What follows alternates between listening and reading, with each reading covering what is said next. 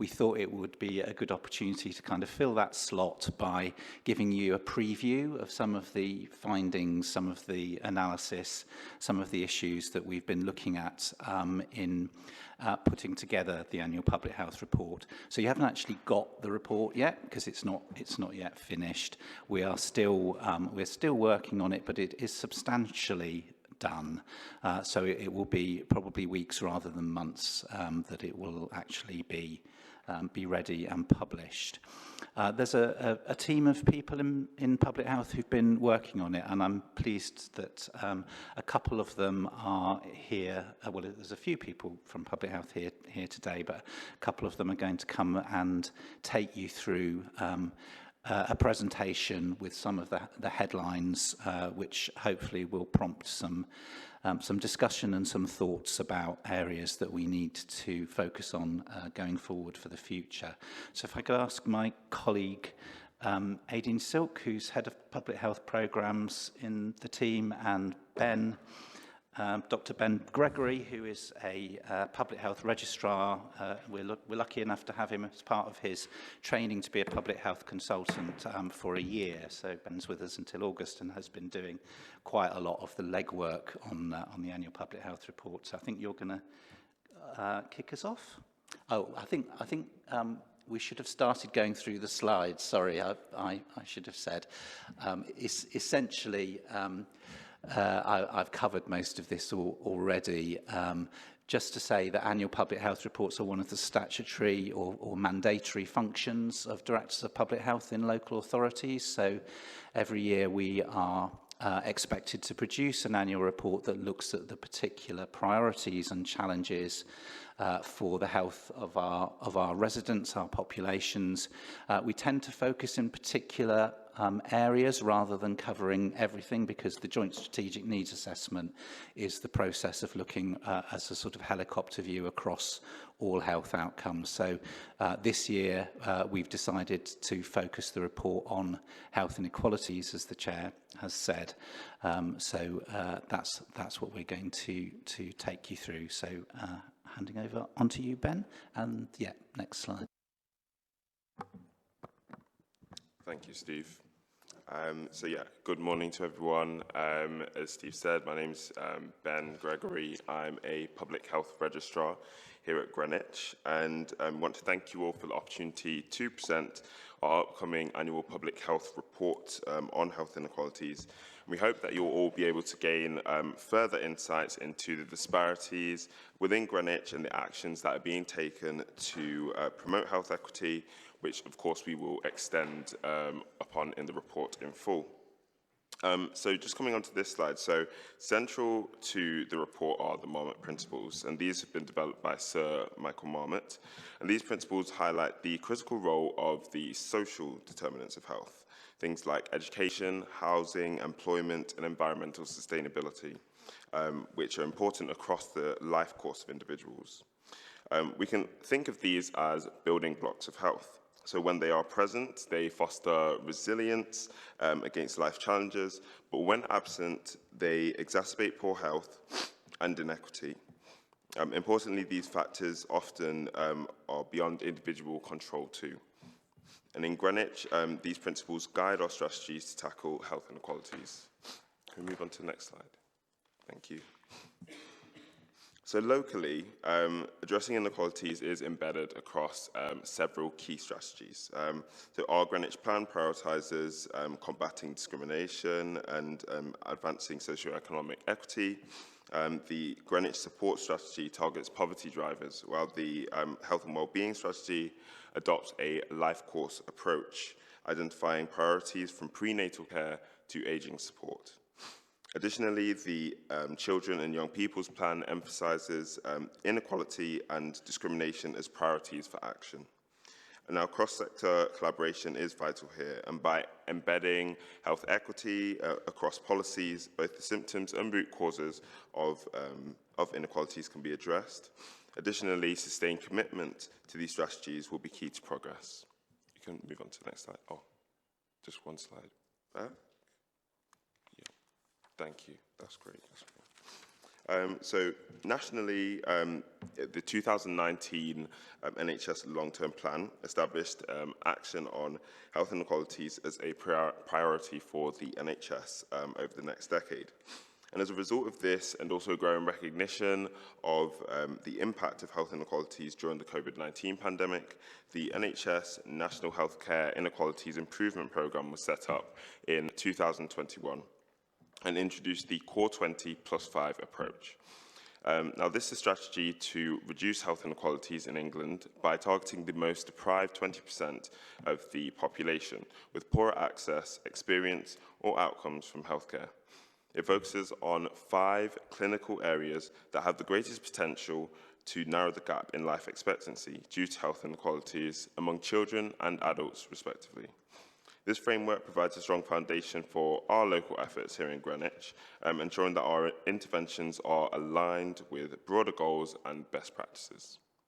Next slide, please. So, our approach to addressing health inequalities in Greenwich is multifaceted, and it includes several key components. Taking a life course approach recognises that health inequalities can accumulate over a person's lifetime, and that early interventions are crucial. Place-based interventions tailor our efforts to the specific needs of different communities and populations, such as through neighbourhood working. And additionally, by intervening at different levels and types of risk, we can mitigate any synergism between different risk factors for ill health. Across our actions, we aim to build on community strengths, prioritise prevention, and allocate resources proportionately, which means that universal services, but with intensified support where needs are greatest. Next slide. So health inequalities extend far beyond differences in illness rates. They include inequalities in the wider determinants of health, such as housing, education, and employment, disparities in the quality and experience of care, access to information and services, and behavioural risk to health, such as smoking and cancer screening uptake. Each of these factors drives greater inequalities in health status. In Greenwich, we recognise that addressing health inequalities requires a holistic approach that goes beyond healthcare, and later slides will detail some specific initiatives. However, the report will go into greater detail.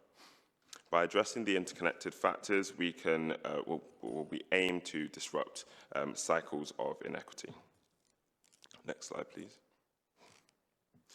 So people with less access to resources and less favourable living environments generally experience worse health and shorter lives than those in more favourable positions. And this trend has been recognised globally and is known as the social gradient of health. In Greenwich, this can be seen through the gaps in life expectancy at birth between different wards across Greenwich. Previous data has demonstrated that for males in Greenwich, life expectancy ranges between 82.2 years to 76.7 years, a difference of 5.5 years. For females, the range is even wider, from 85.6 years to 78.5 years, a difference of 7.1 years. These gaps primarily demonstrate the impact of differences in geographical area and deprivation on health outcomes. While the latest life expectancy figures for males and females in Greenwich are similar to national values, they do still lag behind London, which suggests there's potential for further improvement. These disparities aren't fixed, and they can be changed with sustained multi-sector actions. Next slide, please. So on this slide, sorry, I can appreciate the font is slightly small, but on this slide we've done an overview, basically, of the key areas of health inequalities within Greenwich, at least some of them. We know that individuals of Black or Asian ethnicity are at higher risk of cardiovascular disease, and that obesity rates are estimated to be higher among individuals with autism, learning disabilities, or of Black ethnicity. That Greenwich has the 4th highest smoking booking rates among London boroughs, and that nearly half of all residents in substance misuse treatment have an unmet mental health need. And finally, that cancer screening uptake does generally decline with increasing deprivation. So we can't capture the full breadth and extent of health inequalities within this brief report, but we've sought to shine a light upon key inequalities. I'll now hand over to Aideen, who will take us through socially excluded groups. Thanks, Ben. So what the next couple of slides are just trying to do is to kind of pull out some of the major themes that are in the report in terms of some of where our inequalities are and align to some of the drivers and policy responses that Ben has talked about. I'm also going to highlight some of the action that we're taking within the borough to address some of our inequalities. As Ben's mentioned, there is a significant body of work that is being done across the system to tackle health inequalities. In collecting the work for this, this report, we've collected over 22 pages worth of inequalities actions, sitting primarily through public health and in partnership, but actually we know that's much beyond that. So by definition, this is a spotlight and a bit of a highlight. But we very much wanted to kind of pull out some of those core themes and some of those areas for potential action probably going forwards. So the first one of those is our inclusion health groups. So this is an umbrella term often used within the NHS to describe people who are socially excluded and at severe risk factors for poor health and therefore at significant risk of health inequalities. The numbers in these groups are potentially quite small within the borough, but actually this is probably an area of further investigation in terms of really understanding what these populations look like in Greenwich and the numbers they are. But what is clear is that the inequalities within those groups are persistent. The graph shows the standardised all-age cause mortality rate, and that compares our inclusion groups against the deprivation across all of the 10 deciles of inequality. And we can see that it is significantly higher for all of those inclusion group populations. To give a flavour of numbers, we know that there are approximately 2,000 households owed a duty under the Homeless Reduction Act in Greenwich at present. People with drug and alcohol dependence in Greenwich, there's approximately 3,000 using opiates and crack cocaine, just over 3,000 dependent drinkers and nearly 5,000 problem gamblers. And the impact of having those challenges is significant throughout the life course and for their families and the people around them. Next slide, please. Which brings me on to a bit of a highlight in terms of children and young people. What the evidence suggests is that inequalities in childhood set through in terms of life. Children born in poverty are more likely to be experiencing adverse childhood experiences within their early childhood and poorer outcomes, and also those inequalities pertaining through into childhood. The quotes on the slide come from the Children and Young People's Plan and really recognise it, and a number of those are coming from our children. So education opportunities are crucial for children because they lay the groundwork for their future success and well-being. However, we have a higher child poverty rate compared to both London and England, with nearly 40% of our families living in poverty, with and having an income of less than 35,000. It's also very unevenly distributed across the borough. Ben mentioned that one of the approaches that we are taking in terms of our response is taking a neighbourhood or place-based approach, and that's really reflecting that whilst the needs are across the borough, actually needs are higher in certain areas of the borough because it is unevenly distributed. For example, 1 in 4 children in parts of Woolwich live in poverty compared to 1 in 10 in parts of Eltham, which is quite a striking difference. The slides set out quite a number of the other inequalities. I'm not going to go through everything in detail, but obviously we're happy to talk about them. But just to pull out, say, levels of childhood obesity are much higher in our more deprived areas or for our global majority groups. Next slide, please. So in Ben's slide with the bubbles, we talked about health behaviours and the impact of those in terms of our health inequalities outcomes. So again, just putting a little bit of a highlight on some of the key challenges that we focus on the borough. Ben mentioned that we have one of the highest rates of women smoking at the time of delivery. We talked already around addictions. We know that our cancer screening uptake, despite significant work within the borough, is still lower in our more deprived areas than those with a serious mental health illness. There's a significant inequality in access to healthy food, and we have a massive food aid response that happens across the borough with over 200 organisations providing food aid. Nonetheless, our most deprived adults and their families and children consume a much less healthy diet in Some of these are obviously statistical, so it's not the same for every individual, but as a general rule, we know that there is significant lower physical activity levels and the impact that that has in terms of people's further health outcomes. So we just wanted to highlight a few examples of some of the work that we're doing. So this one is a joint project between Lewisham and Greenwich Trust Public Health and the ICS, very much focusing around tackling that challenge we have around inequalities in smoking during pregnancy. So very much picking up a partnership action in terms of working very closely with those mothers. So looking at having a dedicated and targeted service to support those people and looking at, and that achieved a reduction in smoking at time of delivery from 7.38% down to 6%, which equates to 8 more babies born smoke-free per month. Next slide, please. I've mentioned already around poverty as a driver of in-health. We know that the wider determinants, those things which affect where we live, where we work, what we do, what we eat, are some of the biggest determinants of inequalities within the borough.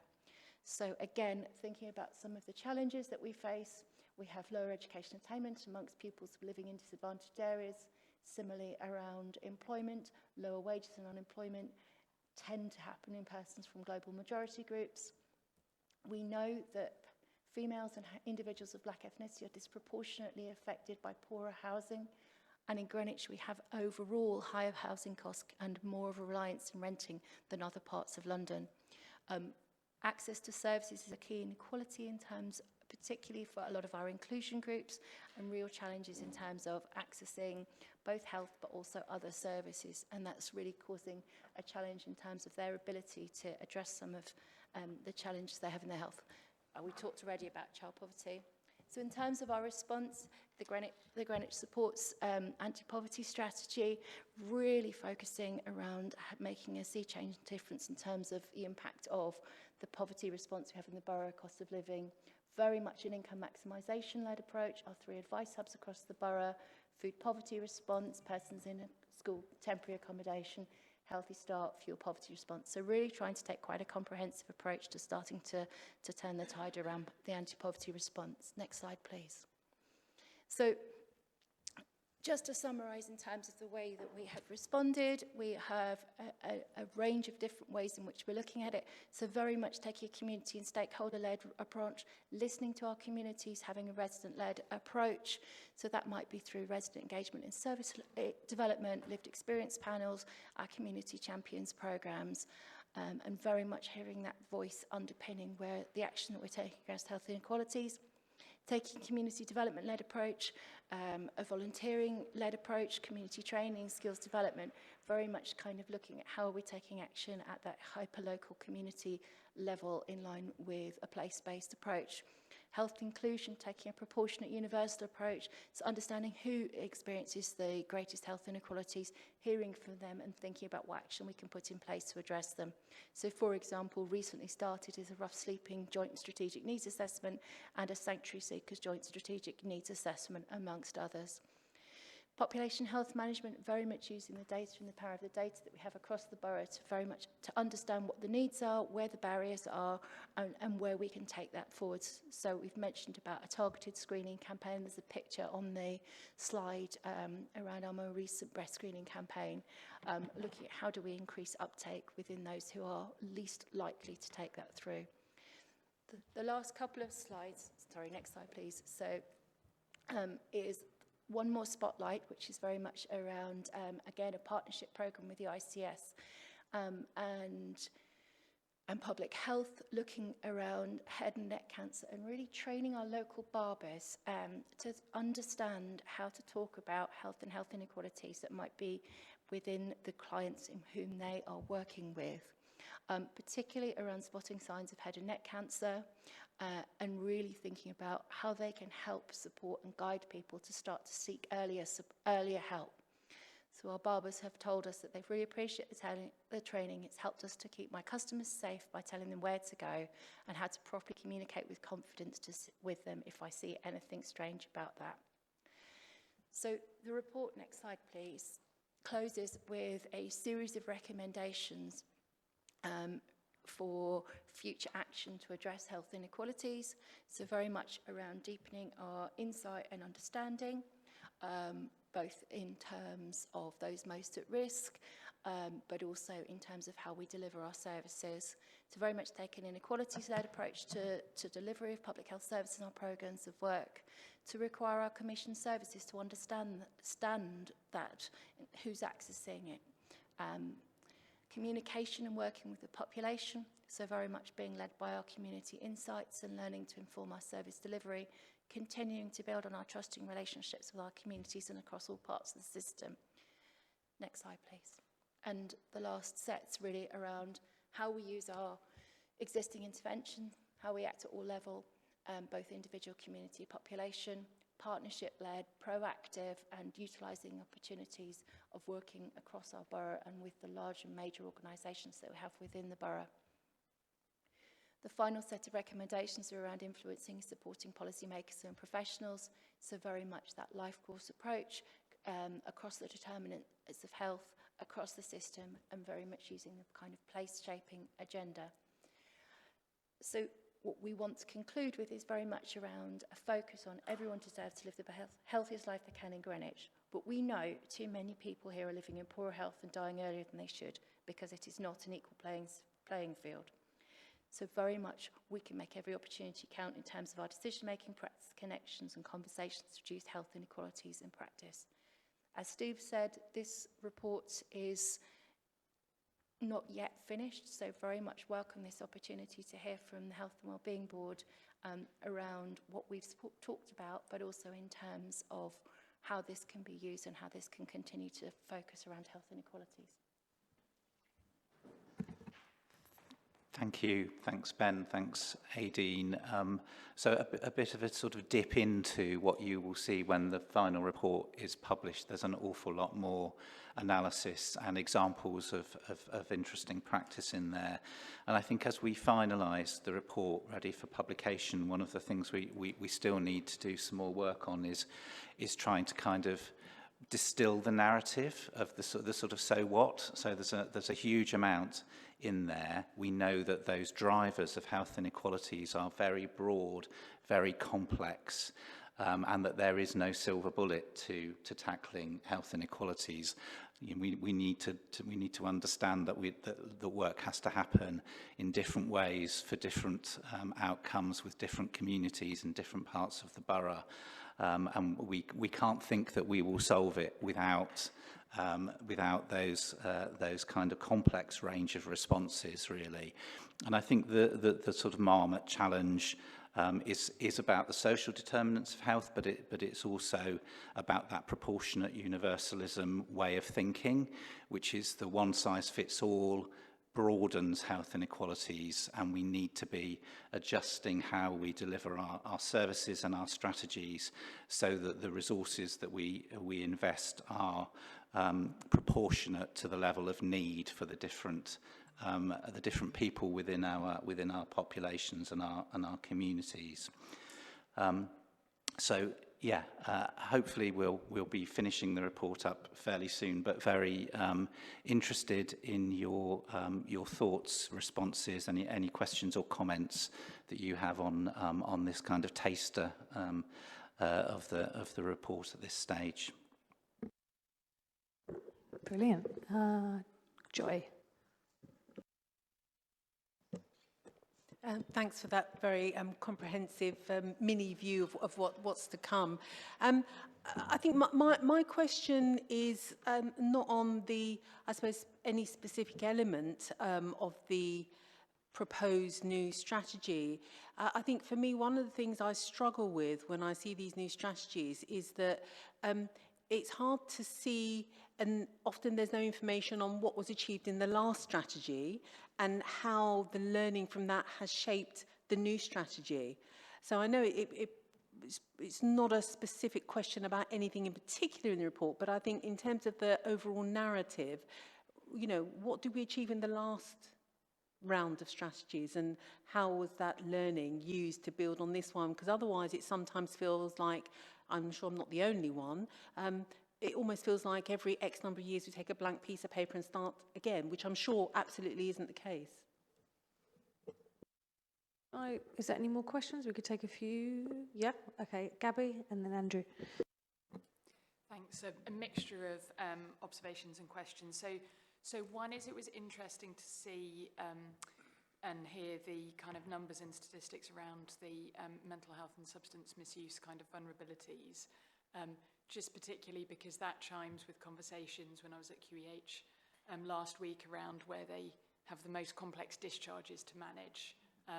And that being a difference perhaps between us and neighbouring boroughs in terms of the complexity of some of that. So I think that does that basis does inform our approach to it. The second being to note an opportunity which we're already working with your team closely on, but is how we can use population health analysis to better understand the gap that we have between diagnosis and expected prevalence in some conditions, and use that as the basis of more proactive outreach. And it does feel to me like that is one thing that could be a kind of game changer on your last point, Steve, around a one-size-fits-all approach widens health inequalities, but actually what's a data, data that will give us information to the individual level about who we outreach to. I think can change that picture. And the third one is really a question, which is, since I've started in Greenwich, I feel like I've got my head around the adult population and our kind of drivers of hospital usage and rising risk to some reasonable extent. I don't feel like I have a good kind of understanding of our children's population as a whole, and what this tells us that we should be thinking about in terms of children's strategy and prioritisation overall.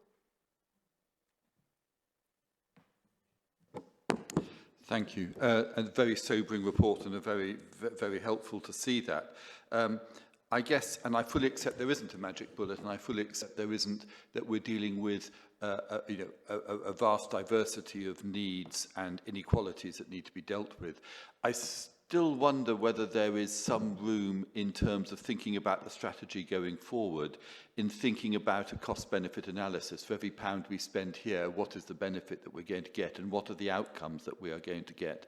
Because there is just so much going on there. There was a good example there of the smoking cessation, reducing births to smoking mothers by 1.3%, I think it was, or round about that equating to 8. And actually, what does that mean then in terms of outcome? So how much money did we spend on that one? How much outcome did we get?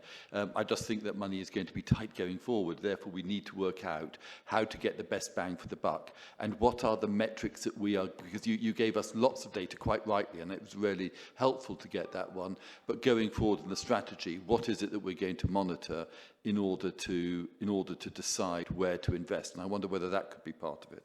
And then my second point picks up a bit on the population health side of it, but is perhaps not so much inside that one. But in my last few months going across South London, I'm seeing that everybody is doing population health, quite rightly, and population health is a local thing, but there doesn't seem to be enough synergies going on between King's, which has got one of the best universities in the country for doing population health. And actually, we're not leveraging all of that one. We're doing up, some population health should be done locally because it's about local knowledge, but some of it's about access to data, some of it's about the sophistication of techniques and expertise. And I just think we're missing an opportunity by not working better across South London and instead doing everything in penny packets everywhere. Thank you. That's given you quite a lot to come back on, so we'll start with that and then we'll do the next round. Shall we do those first and then see if there's a round two? So, Joy, your point, first of all, I mean, I think it's an absolutely valid point. This report is a repository of our understanding of health inequalities rather than a new strategy per se. So it should be a pointer to some of the things that, as Gabby was saying, around the sort of the particular issues in relation to substance misuse, for example, that we maybe need to pay more attention to when implementing our our existing strategies or our commissioning arrangements. So it isn't a new strategy, but it is meant to kind of support and inform strategies going forwards.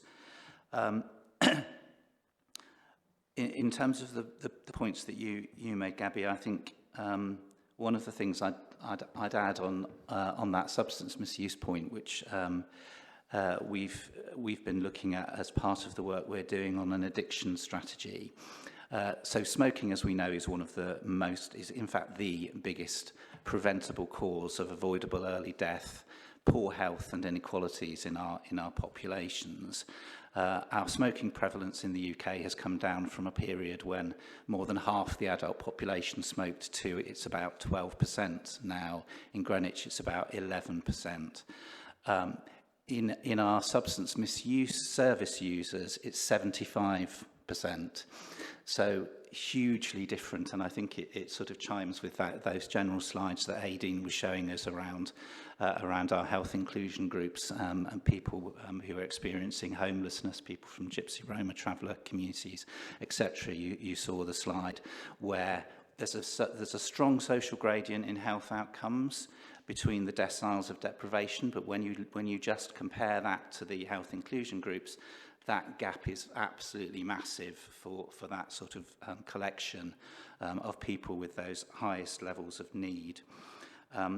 Completely agree with your point about population health and how we can use that to be more sophisticated in understanding where we're missing people, that difference between what our expected prevalence would be versus what we've actually captured.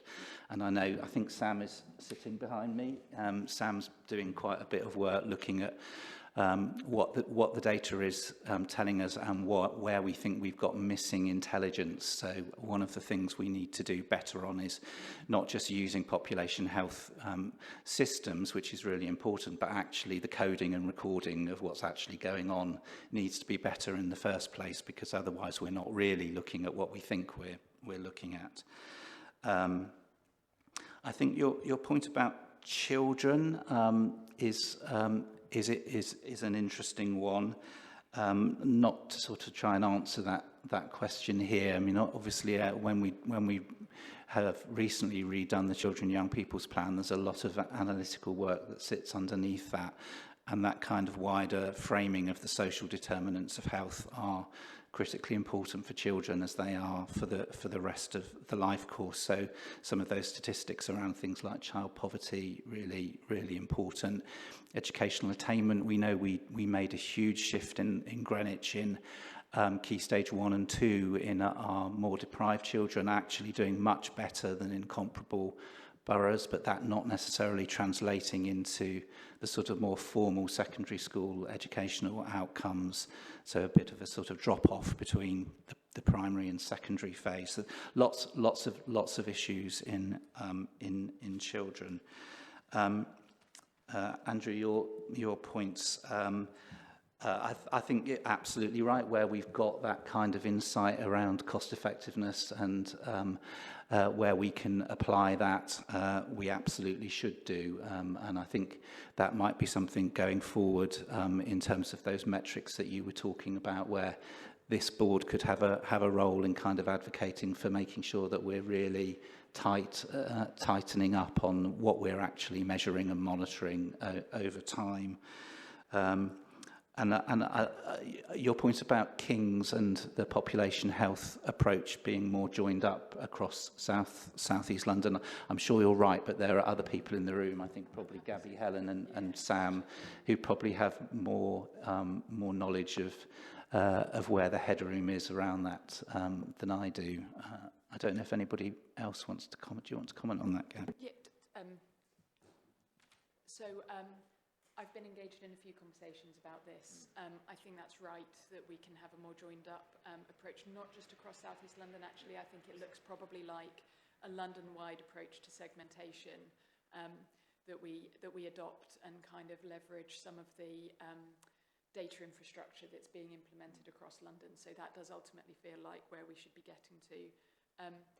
Actually, ourselves and Lewisham within South East London are in a relatively good place in terms of having population health kind of tools implemented we both use a tool called Healthy Intent, hosted by LGT.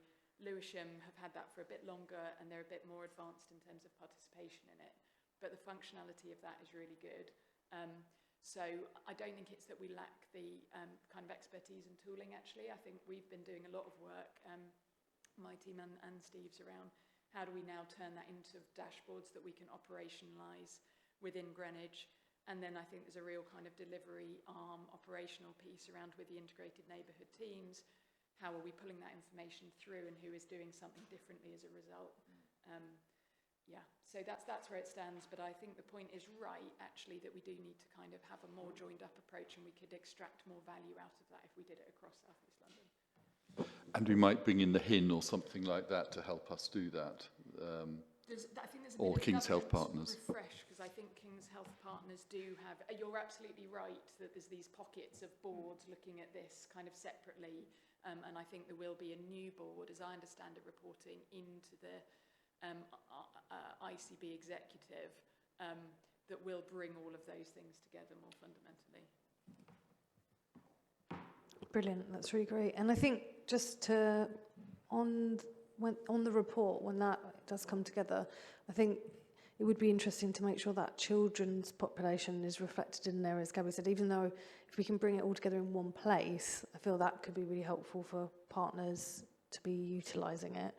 And possibly maybe when Sam's made more progress with that kind of analysis, I think it was around A&E admissions, that could be interesting to bring back here, to the point about those, those gaps in data on people that we're not reaching potentially. Okay, over onto this side. So Rachel, Kate, and then Nick. Thank you, Chair, and thank you for the presentation. It was great. Looks like this is shaping up to be a great report. I have 4 very brief points I will ask. The first one is really around the geographical differences. What I think would be great to include in this is to look at, is to include a map, particularly to look at the neighbourhood approaches. I mean, my ward particularly, we're taking a neighbourhood approach to Horn Park in a more holistic way, and looking at the particular isolation on that one estate, which is very different to other parts of my ward. So I really wanted to sort of drill down into those sort of micro geographical differences. And you say, you know, that 1 in 4 families in Woolwich and less than 1 in 10 in Eltham, but it seems too broad to really break down into looking at, because, you know, that's taking Eltham, which is, you know, 80,000 people, as one block. Second, I just wanted to talk about like adverse childhood experiences, which I think obviously comes into lots of these different categories, and when we're looking at outcomes. But we see this a lot when we go to the SAR board or we have domestic homicide review. What actually is effective when we're looking at child-based trauma, and how are we addressing those risk factors specifically within a population of children that are moving through with a particular trauma? Financial reality has meant that we have reduced our children's centres provision in the last year across the borough. And, you know, I'm a big believer in the Sure Start programme, but obviously it's not what it used to be, and we don't have as many centres or as open for as many hours. Just what the impact on that loss of capacity with children's has been. And my final point was around the pilot projects on hoarding, which I don't think we saw hoarding mentioned in the presentation specifically, but this is something I thought was new from when we had done the last programme, so I wanted to know where that fits in. There's actually quite a lot there, so maybe you respond to that, and then we'll go to Kate and Nick. In terms of the geographical analysis, I think there's some of that in the report. So we obviously didn't cover everything that's in the report in today's presentation. So you will see some of that when you get the fuller report. But we can always do bespoke pieces of analysis where the data allows us to do that. So we can do maps on different topics, different subjects. Further down the line, if there are things that the board is particularly wanting to see that's maybe additional to what's in the actual report. So yeah, definitely, and at a more granular level than, you know, main town centres. I think your point on ACEs is something for a longer conversation, but absolutely really critical and really impactful around those lifelong inequalities that some children will experience because of those adverse childhood experiences. The children's centres, you know, Marmot always says start with preconception in the early years, the first 1,001 days of life being the most important in shaping the prospects for the future life of children and young people. So I know that the children's centre changes has been done with as much care and sort of sensitivity to that issue as possible. But, you know, in an ideal world, we would not want to be reducing any provision for early years. And the pilot programme on hoarding, I don't know whether Nick, you might want to say a bit about that, because it's still happening. Yeah, I mean, I think the really good points that were made about some of the safeguarding partnership work across the piece, and how that joins up around some of these multi-factorial drivers to safeguarding, which I'll perhaps touch back on in my comments, if that's okay. But it's definitely something, Rachel, we can share with you in terms of where the pilot programme's at and the plans for how to roll it out further, and happy to share that perhaps at the Safer Greenwich Partnership board with yourself. Kate. Thank you. I think a lot of what I was going to say has been picked up by others around the room. I think on the place-based aspect of it, I guess it'd be really good to understand what we can do, how the hospital can feed into that with various neighbourhoods. I'm guessing you're probably linked up with the work that's happening across in Lewisham. They're doing quite a lot of work with GP practices at the moment to try and target particular cohorts of patients. And, you know, it'd be good if we could see some of that happening over on this side of the South East London as well. I guess another reflection I just had when you were talking, I think the sort of alcohol teams, we've got smoking cessation teams based at the hospital, and are we joined up sufficiently? Is there more we could do? I know all of those budgets are under loads and loads of pressure at the moment, but is there more we could do? We've got a whole outpatients coming through the system daily. Is there more we could do in a more joined up way? Maybe. And then it sounds a really exciting report. I think, as you said, Steve, it's really complex in terms of the response that we're going to get. And I guess how can we link in with others who are working on this? I don't know if there's some kind of academic kind of work around impact and how we know if it's working. How do we assess if it's working or not? And I don't know if that will come through when we see the final report. But yeah, really exciting stuff. And I was going to ask, and apologies, I might have missed this at the beginning of the meeting. When is the sort of final report anticipated? Do we have a date yet? We don't have a date, but okay. what I'm saying is weeks rather than months. Okay, perfect. Yeah, do you want to come back on those now? Yeah. Shall I kick off? So the place-based work, absolutely. I think that probably, Gabby, some of the work that you're doing around the development of the 4 patches, the hospital will absolutely need to be playing into that. I think your point about some of the addiction-related services that you have in the hospital. We're working on an addiction strategy at the moment and making sure that all of the different parts of the system are joined up and talking to each other and well connected will be an important part of that. So we need to make sure we have. I co-chair a South East London group on tobacco, so I'm quite familiar with kind of what's going on in all the different trusts around tobacco treatment, and I know that our community stop smoking response is joined up with what's happening in LGT, but always worth checking in with that. And again, I think your point on impact of what's working and should we be getting which I think similar point to Andrew's earlier, should we be getting some kind of external challenge and support, maybe academic, around looking at what more we could be doing. Councillor Oliver and I have had conversations about whether we might want to get Professor Marmot and his team to come to the borough.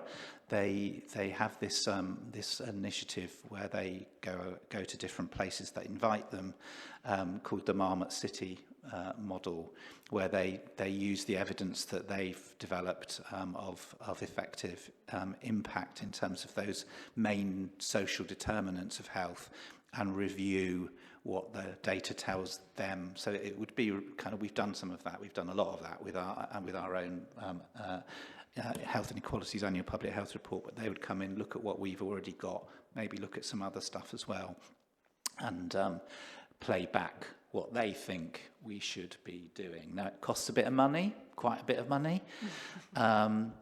So that would be a consideration, but there might be a kind of, we could maybe negotiate a sort of shorthand version, particularly as we're just producing this annual public health report. So that might be something that would also, I think, up the ante a bit around his name, and if we got Professor Sir Michael Marmot to come and maybe speak at a sort of mini conference or something in the borough, that might well be worth considering around raising the profile of what we could be doing more on this subject.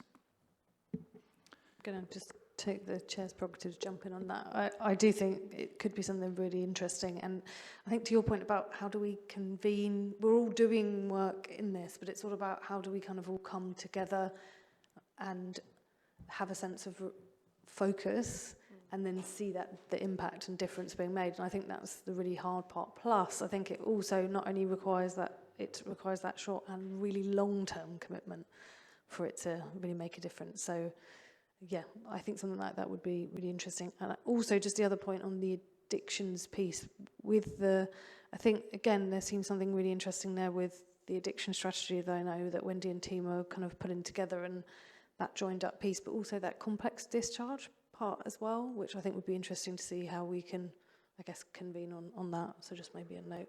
Nick. Thanks, and thanks to Steve and the team for the report. I suppose my reflection on it is this is a fantastic opportunity, I think, because the Director of Public Health report, I think, is a challenge to us as partners and the system, and as much as we've got questions for Steve and the team, I think we should have questions for ourselves as partners and organisations that are working in this area, because I think there's an awful lot that's happening and an awful lot that's being delivered across the partnership.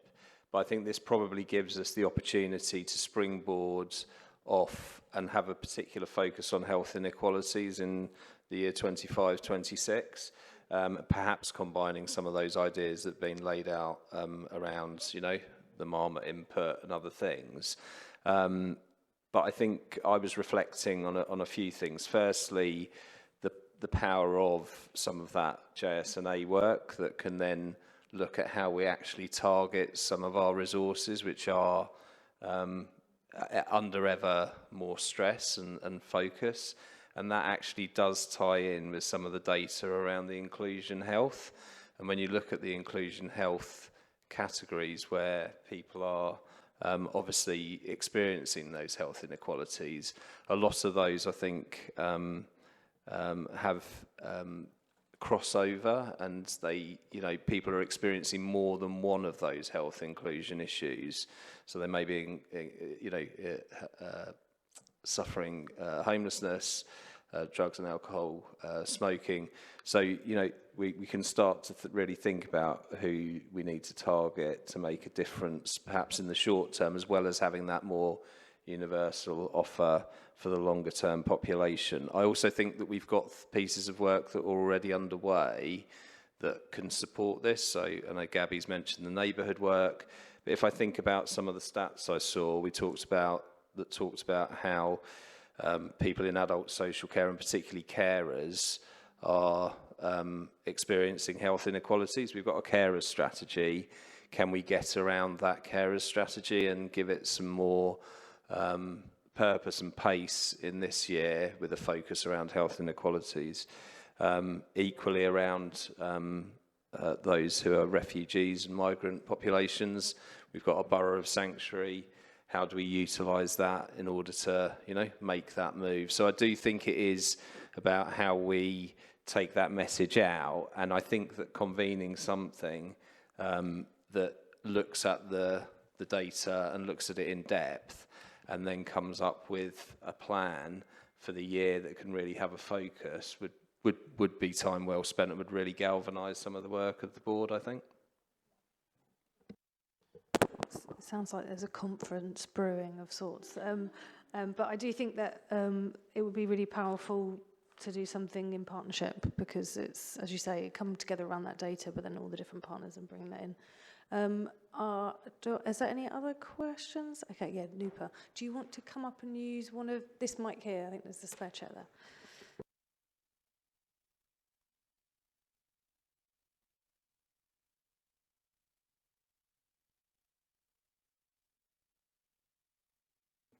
That's it. Thank you. It was really interesting to hear the report and see the data.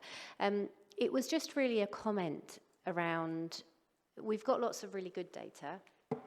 Oh, got an official.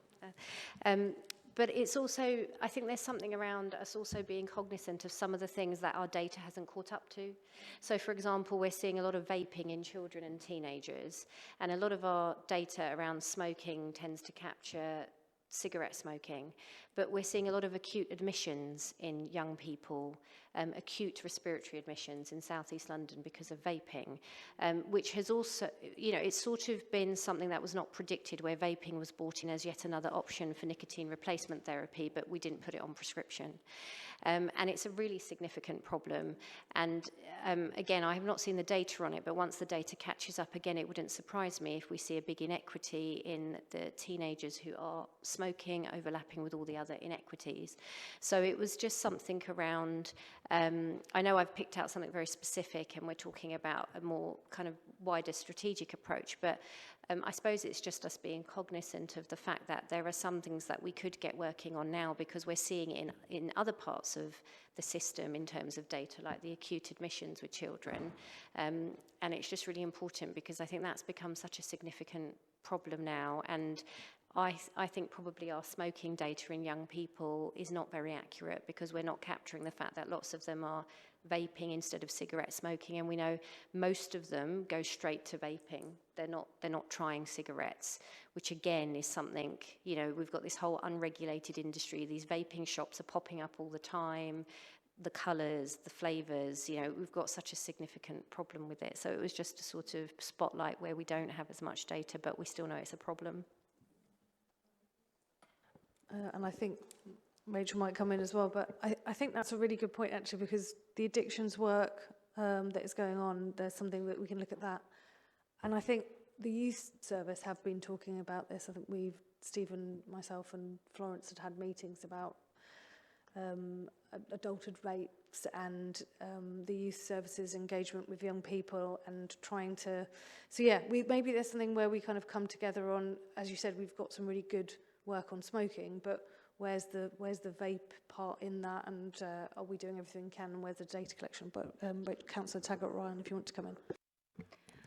Just briefly, it's something to think about with the licensing strategy coming up. I'd have to look at what the statutory framework is, because obviously this is mostly driven by the statutory regulation of where you can have licenses and what grounds you can object to, saying, you know, a certain density of tobacco sellers in an area. But there is mechanisms by which I think that you can limit licensed premises within a certain thing. So I think it might be something we ought to talk about with the licensing strategy coming up in the next few months. Thank you. And then, is there any other hands? questions? Oh yeah, Andrew. So I just, it's not really a question, it's more a comment to tie back to what we did at our development day last time, I don't know, a few months ago, whenever it was, when one of the things that we talked about was whether some of this work would lend itself well to get the interagency, interdepartment world to a more mission-led approach. The Mariana Mazzucato world that she's doing in Islington, that sort of work that she's really driving forward to develop a mission that we can then bring in many of these things around, because at the moment it's feeling like lots and lots and lots of projects, and then you've got to tie up all of those projects. Well, if we defined a mission that we really wanted to achieve as a borough, and then we could bring all the forces into it, that might be really interesting.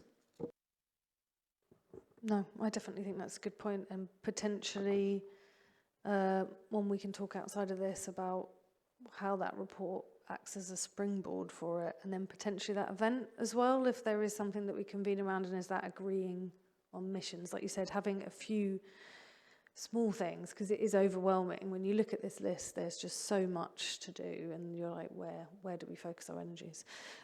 I guess the only other thing I would that really, there was two things that stood out for me, well, all of it was really interesting, but I was just going to pull out two. One was on the dental decay, and I did think potentially a while back, I think Joy and myself had met London Dental Council, but I know there's been changes on the ICB side, so maybe I thought it could be something where they could, if we could come back at some point and have a presentation or discussion about the strategy around that. I don't know where things are, but one we could think about in the future.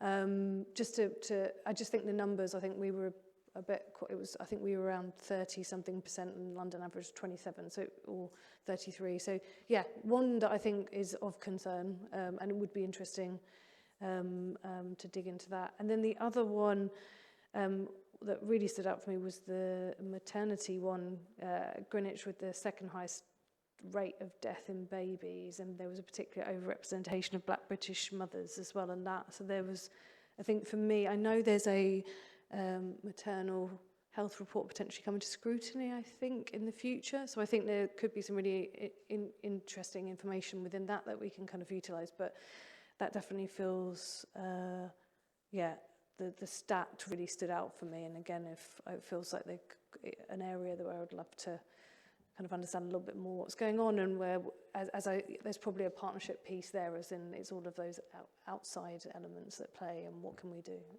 So yeah, I think two kind of comments, but I don't know if there's any, I don't think there are any other questions, but I guess I'll hand back to you, Steve, if there's anything else you wanted to summarise on, or come back to that. Just on the maternity issue, there is a scrutiny report coming next week, and ICB colleagues who lead on those issues are coming to present as quite a detailed report. So it'll be interesting to hear the discussion at scrutiny, but we can obviously share that paper with this board. People might like to have a look at that. We can get that sent around. It's a presentation rather than a report. And I could talk about vaping for hours, but we probably need to move on the agenda. But it's it's something I have very strong views on. Brilliant. Thank you so much. That was really great. Thanks for your pulling that together, and for a really, really interesting discussion. So thank you so much. Brilliant. Thank you. Okay. We'll have to have a whole nother session just on vaping to delve into that. So taking us on to our next item, we've got the Better Care Fund. I think presenting will be Nick, who's going to take us through this as well. And just a note that there was a change in the appendix publication, wasn't there? I think, just to note if anyone had read the papers previously. But we'll hand over to Nick, who will just take us through the report to give us a sense of an update on the Better Care Fund. Thank you. Thank you. So you have the Better Care Fund update in front of you. My name's on the report, but I did want to note that this is a product of joint work between myself and Gabby and the team, as well as the integrated commissioning colleagues, Lisa and colleagues who've worked on the detail here. So I just wanted to reflect that. So it is a technical paper, really, because people were probably familiar with the fact that the Better Care Fund is government funding, which is a key enabler of integrated working. So it's a requirement on local authorities and the NHS to agree an annual settlement and an annual plan around the Better Care Fund allocation. So that's what you have in front of you. Usually we'd be bringing you this in June because that's the usual planning timeline. They've brought the planning timeline forward and require sign-off of the Better Care funding agreement in March. So that's put a constraint on time, and it's why you don't have the final draft version of the Better Care Fund submission in front of you. But given time, we wanted to bring this here today. I can give you a brief update on the key points to note. And then the idea is that there's, through the chair, sign-off of the Better Care Fund agreement that happens alongside sign-off of the Better Care Fund arrangements from the ICB and from the council side as well. But I did want to touch at the end on the importance, I think, of the Better Care Fund, which is the opportunity to work in an integrated way, to fund things in an integrated way and to develop services in an integrated way across the system. And that was really the thing that I didn't want to lose in what is actually quite a technical report around a Better Care Fund sign-off coming through the governance process.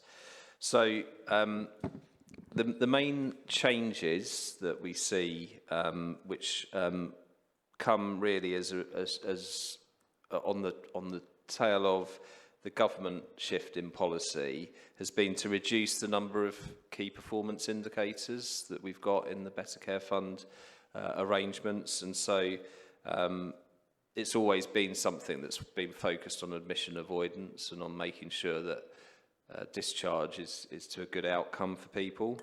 But the KPIs have been focused on admission avoidance, the length of time it takes for someone to be discharged, and then the destination, so trying to avoid people going into institutional settings. So I don't think anyone would disagree with that, but that's the shift in terms of metrics. In terms of funding, it's a story really of little change in terms of a year-on-year change. There's been a modest uplift in the ICB minimum contribution, a bit more of an uplift in the local authority contribution, and then a bigger uplift, 13% uplift in the disabled facilities grant, which gives us some opportunity to look at how we utilise that funding in more creative ways, perhaps. So those are the main changes in terms of both KPIs and the shift to reduce and the shifts in funding. But I suppose what that does is it presents some real challenges, because a lot of the funding is linked to arrangements which will obviously be subject to national insurance and inflationary uplifts, contract arrangements. So that settlement doesn't really keep pace with what the market is what we're seeing in the market in terms of those pieces. So it's a difficult settlement in terms of the BCF settlement, but that's where we are. I would also say that the BCF is a pool and it's a fund, but the things that it funds often are funded with elements coming from other funding streams as well. And what I think we're really good at and progressive and mature at in Greenwich is actually looking across those funding streams and not seeing the Better Care Fund in isolation of the contributions that we make into services through the ICB or through the council. So there is that join up, there's that approach through our joint commissioning arrangements. And then the final points I just wanted to raise are that I think that what the Better Care Fund has been an enabler of is work and significant work that we've done through colleagues and through partners in terms of our home first approaches. So a lot of what you see funded through the Better Care Fund streams relate to things like reablement, frailty work, work on trying to avoid admissions and to support people into in their homes or back into home from hospital. I think the significant focus we've got and shifted to has been jointly to look at assistive technology enabled care, and we're at the cusp of launching a new assistive tech service across health and social care, which is quite unique. And that's going to happen in the course of the next month or two, and practitioners are being immersed in training at the moment to see how they can access that. We've done a lot of work with our residents who are open and keen to be supported through that assistive technology, and I think it's a key lever in terms of our strength-based approach to supporting people to live well and to and to the rest of the wells that are in the health and wellbeing strategy. So I didn't have much more to add than that. Hopefully that's a summary that encapsulates both the governance points, but also some of the things that the Better Care Fund funds. I don't know if, Gabby, you had anything else to add from your perspective, conscious that it's very much a joint effort. Thank you. And I think that's a good summary. And then I think the only addition would just be to note the work going on with the BCF team at the moment, which should help both ourselves and Bexley kind of understand how we can optimise discharge pathways and the support for people as they come out of hospital, and make sure that we've kind of matched demand and capacity in that respect. So that doesn't change what we're putting forward in terms of that BCF plan at the moment, but it should help us enable us to kind of optimise that investment as we go forward. So I don't see any specific... Oh, yes, Andrew. Thank you. Two quick questions, one of which I think you've largely answered, Nick, with your very helpful summary, because reading this and seeing that the budget was, as you said, very little change from year to year, actually understanding what proportion of that budget is, if you like, transformational, and how much of it is that we're funding this because we've always funded this. From what you're saying, there is quite a lot of initiative and new stuff going on in there, and I guess it'd be really good in future years to sort of get a sense of that we are always trying to do something transformational that is improving the service. Sometimes, you know, we also have to keep the lights on. It's a balancing act between keeping the lights on and doing stuff. But that was a comment.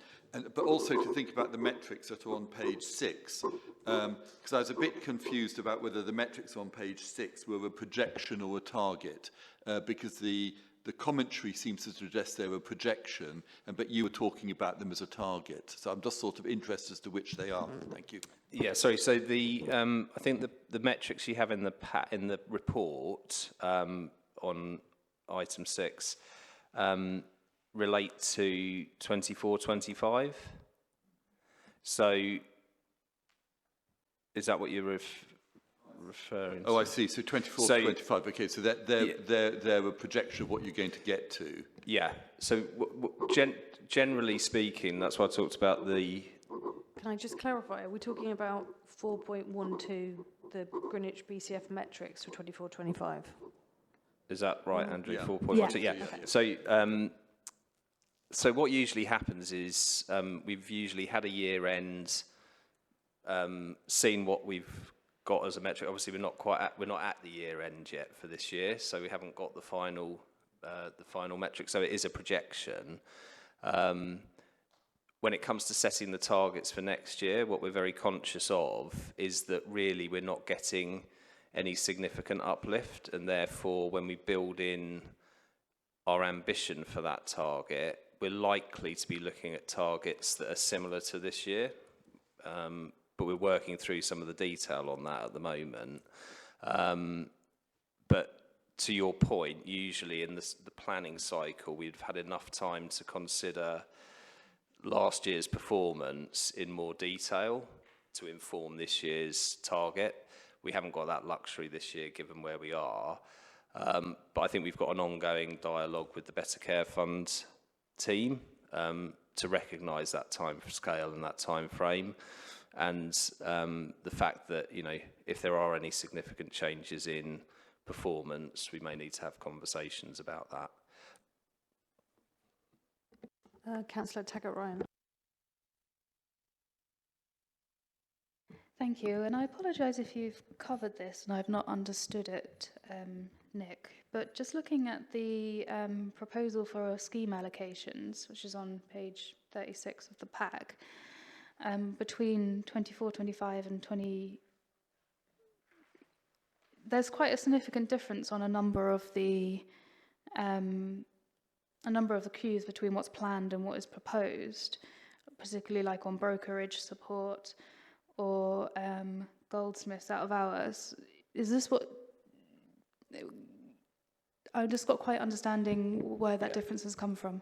So I can understand the confusion given where we are and what we're presenting here, because we're not presenting the 25-26 proposals because we're still working on those given to the time frame.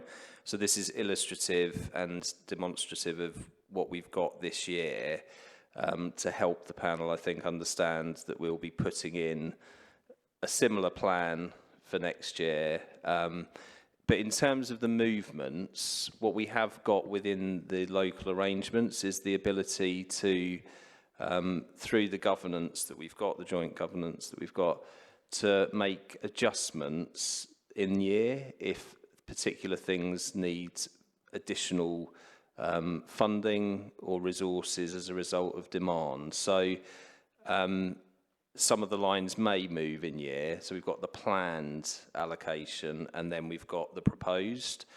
But what you will see overall is that the spend and the BCF overall spend is all expended.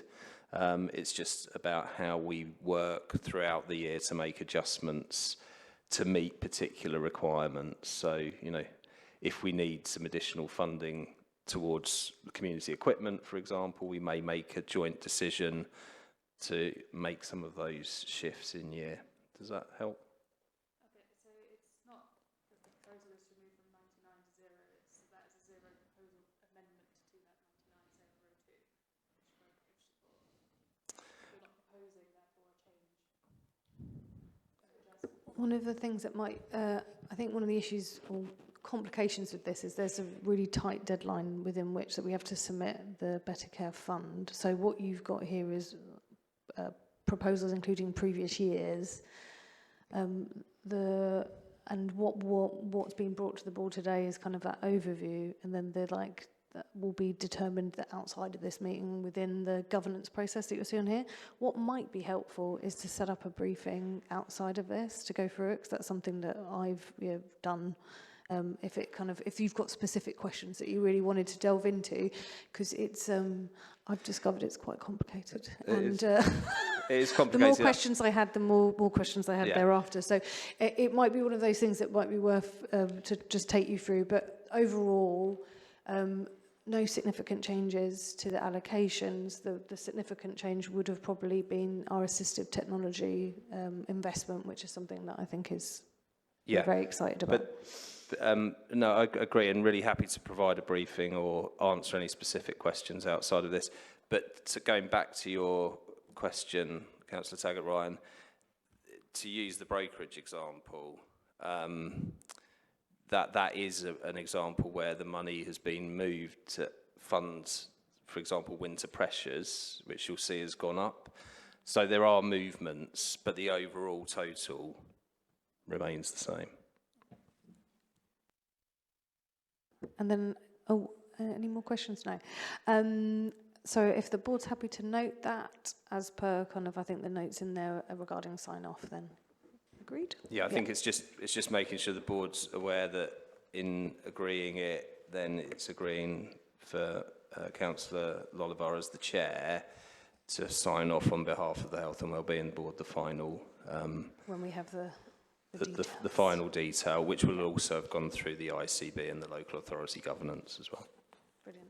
Okay, agreed, I think. And thank you very much. I think Kate and Nick both have to leave us now, so thank you very much for your time. Perfect. Okay, so for the next item we have item 7, so the Health and Wellbeing Board Review and Forward Plan. This was to give you a bit of a recap of the discussions that we'd had previously following our reset And I think, am I handing it over to Steve? Yeah, Yes? happy to pick it up as I wrote the report. There you go. So Over to you. as you say, it's a bit of a run through of the story so far around some meetings that we had last year, which Andrew referenced earlier in relation to thinking about the way that this board operates. I think particularly what I wanted to get a steer from today is the table in section 6, which is on page 5 of the report, table 1, which is really looking at a proposed forward plan for the meetings coming up. So those of you who were at I think it was the December meeting, Helen, who's sitting behind me, gave us a presentation with some updates to the JSNA headlines. And then we split into 2 groups and had some discussions about the conclusions from that and the things that the board was most interested in thinking about going forward as possible deep dive topics or report subjects for future meetings. So I sort of captured what was fed back from both of those 2 groups, and table 1 has the list of the main things that I think came from those discussions. So it was really to sort of check with you all, now that a couple of months have gone further down the line, whether this does feel like a useful list of subjects for forward plan conversations. I think I've tried to sort of group them into different headings. So there's the first one you'll see is headed public health outcomes. So looking at the burden of mortality and morbidity related to the growing levels of obesity in our population. We talked before about maternal health and well-being, and I think women's health was sort of part of what was being looked at as well in relation to mortality. Musculoskeletal conditions are the #1 reason for morbidity in our population. I think we had some discussion about is there more that we could do to think about the prevention end of musculoskeletal conditions? Important though the kind of treatment end of things is, what more could we potentially be focusing on around stopping those conditions from happening in the first place? And then kind of straddling across 2 is the addictions work that we've already been talking about here. And then in the wider determinants, domestic violence and abuse, that is programmed for the next meeting. So there will be a kind of deep dive on that. Housing and health was a subject that in the group that I was in, I think there was a fair bit of discussion there. And the next paper that's going to be presented is actually proposing that the Director of Housing and the Cabinet member who leads on the housing join this this board, given the really significant impact on health and well-being that different aspects of housing and homelessness have on our population. Then there was a discussion about equality, diversity and inclusion, and the growing evidence base around the health impacts of discrimination, racism on individuals' mental and physical health and well-being. And I know that the organisations that are part of the Health and Wellbeing Board are doing a lot of interesting work, and it would be quite useful, I think, to share some of the different responses that we have, as well as the sort of more science around our growing understanding of the impacts on health outcomes and the health inequalities that we've been talking about related to equality, diversity, inclusion.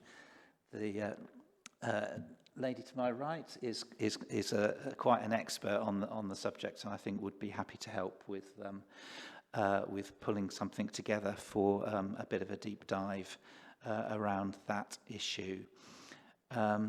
Workforce challenges and opportunities. were one of the things that was discussed. Further analysis into preventable deaths amongst women in Greenwich is something that came out of the discussion following Helen's presentation. So that's something we are looking at. And then, Chair, you mentioned earlier the more granular analysis of emergency admissions to hospital. So looking at who are the people from within our population who are needing to be admitted in an emergency situation in a more granular detail in terms of the sort of demographic profile. And Sam's been doing some work with LGT around what that looks like, so we can definitely bring something forward on that. So the sort of general question for you all really is: does that still feel like there's a lot of things in there? Does that still feel like the kind of basket of topics that you have an appetite to consider?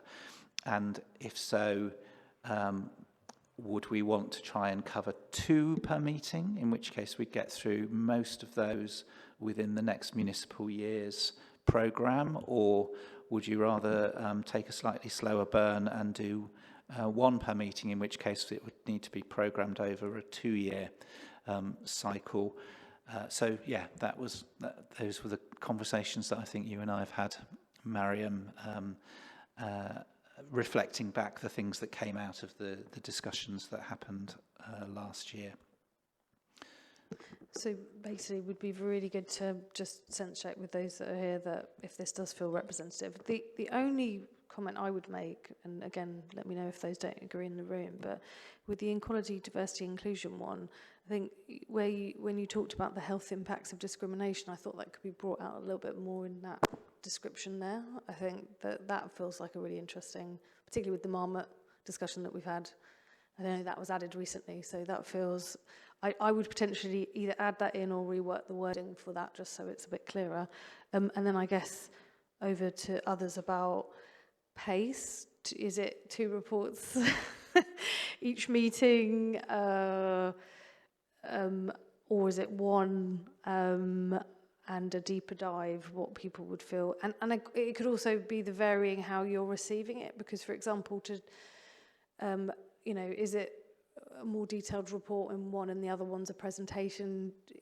It's kind of a bit like, how would people like to work it? Plus, I am also still keen for us to get out of here, so how we can out of the town hall. So if we can tie that up to like having those meetings on site and visits and tying that up together, I'm really keen to do that. So yes, Councillor Taggart-Ryan.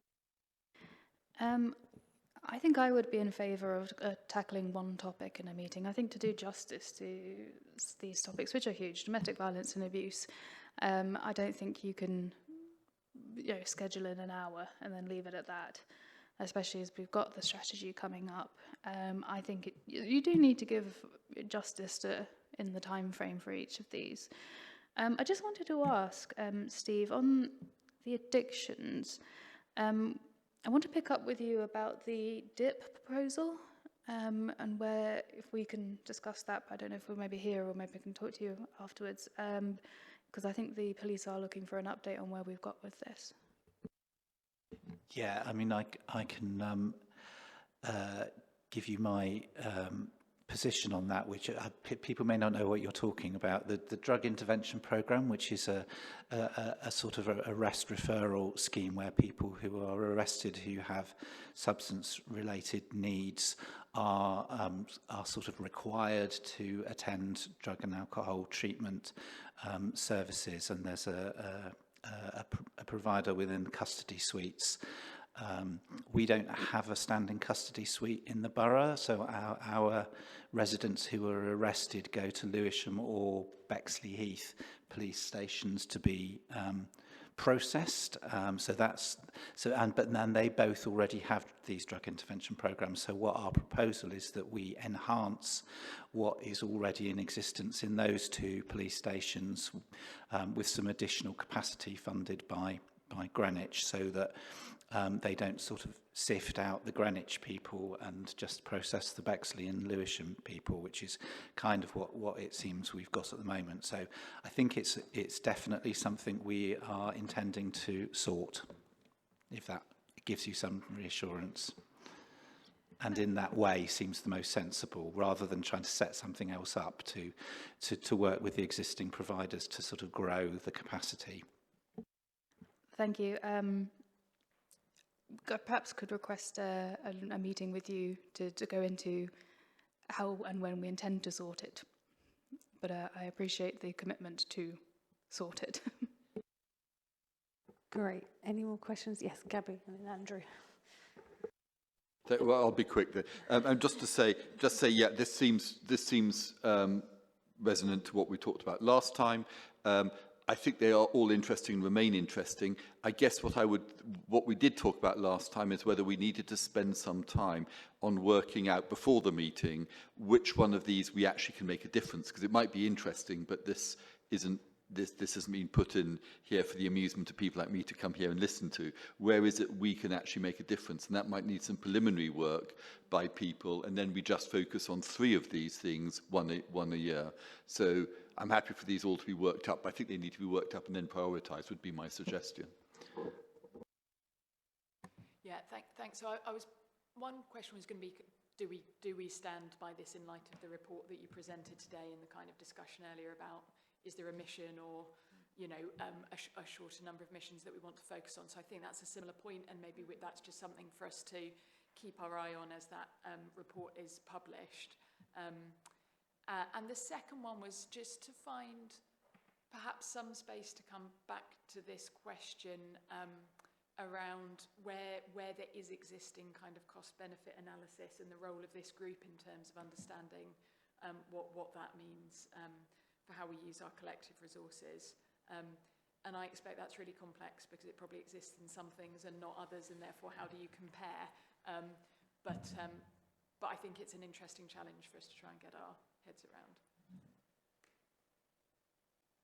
Do you want to add anything on that, Steve? You're nodding. No, I just agree with both Andrew and Gabby's points. Yeah, and I think Steve has definitely, obviously, he's got sight of the imminent report, and so this feels very fitting. And I think you've definitely kind of gone through this, and there's a sense that it's aligned. I think it is aligned, but I also think that it's not just my view, and I think Gabby's right.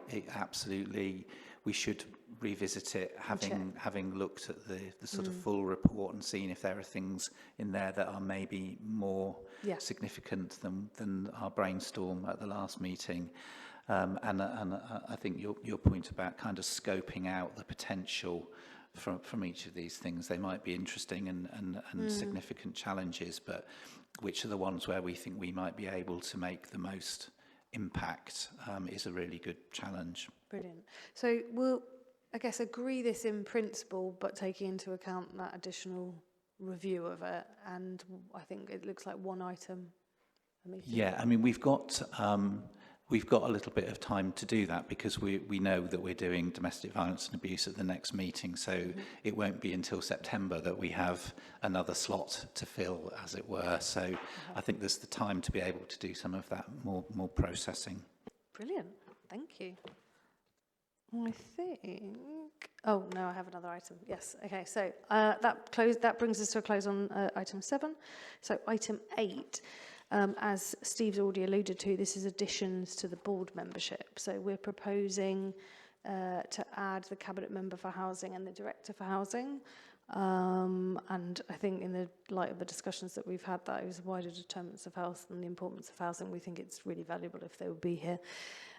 So are members happy to agree the recommendation to add them to the board? Yes, agreed. Brilliant. Thank you. That's great. And I think... Can I just say they're both keen to join? They are. Oh, sorry. Yes, we have asked them. They have been asked and they've said yes. I think actually the cabinet lead even asked it originally. I think she'd be at a very good South East London Listens event, and she was like, I need to be on this board. At first I thought she was saying she wanted to join the ICB, but we've established no, it was a health and wellbeing board, so we cleared it up in the end. So thank you very much. I just think so as we kind of come to conclusion of the meeting, I guess I wanted to take a moment because, as some of you might know, that Steve, our Director of Public Health, will be leaving us. So today marks his last Health and Wellbeing Board. And as I understand, he's been with the board since its inception in 2013, but you're leaving us in a really good place with a really great forward plan.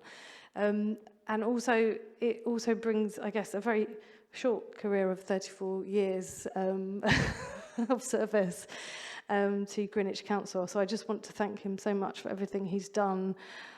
He leaves a really brilliant legacy behind, including like Live Well, which is something we're immensely proud of, a huge legacy, and also his service during COVID, the pandemic. He played such a key role keeping us all safe and remaining a very calm leader in a very scary time. So I just want to say thank you very much on behalf of the board and for myself. Just say thank you, Steve, for all of your work for the borough and for the Health and Wellbeing Board specifically. So thank you. And if you want to say anything, you're welcome to. But 12 years in the council, 18 years in the NHS and 4 years in the voluntary sector before that. So about 34 years in the borough, this year. So it's been it is lots of changes through that period, and it's been a great place to work, which is why I've stayed, and lots of great colleagues to work with, many of whom are still here. So thank you. It's been good being part of this board, and I think you will go on to good things in the future. I'm glad to have been part of the story. And that brings our meeting to a close. Thank you very much.